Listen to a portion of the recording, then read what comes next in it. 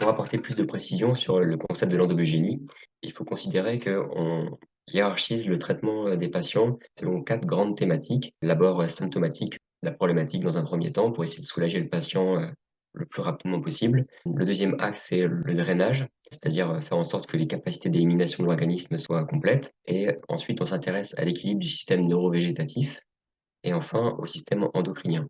Dans l'apprentissage en endobiogénie, on commence d'abord par les axes symptomatiques, le drainage et le système neurovégétatif parce que c'est ce qu'il y a de plus simple à apprendre et à mettre en pratique.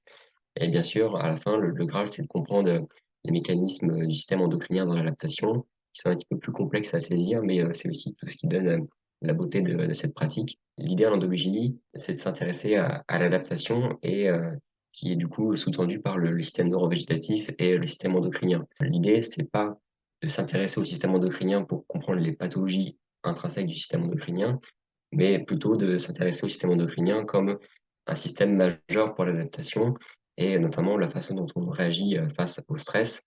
Et comprenez par stress n'importe quel stress, c'est-à-dire un stress émotionnel, un traumatisme physique, un changement de saison, une infection, etc., etc. Donc, comme vous avez vu, l'endobiogénie et l'ostéopathie présentent un certain nombre de points communs.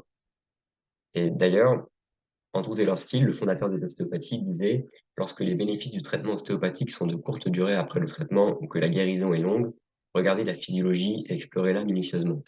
Et quelque part, c'est un petit peu l'état d'esprit avec lequel je vous conseille d'aborder l'endobiogénie en tant qu'ostéopathe. C'est plutôt comme une sorte de continuité dans votre apprentissage et une manière différente de gérer les cas complexes qui échappent au traitement ostéopathique.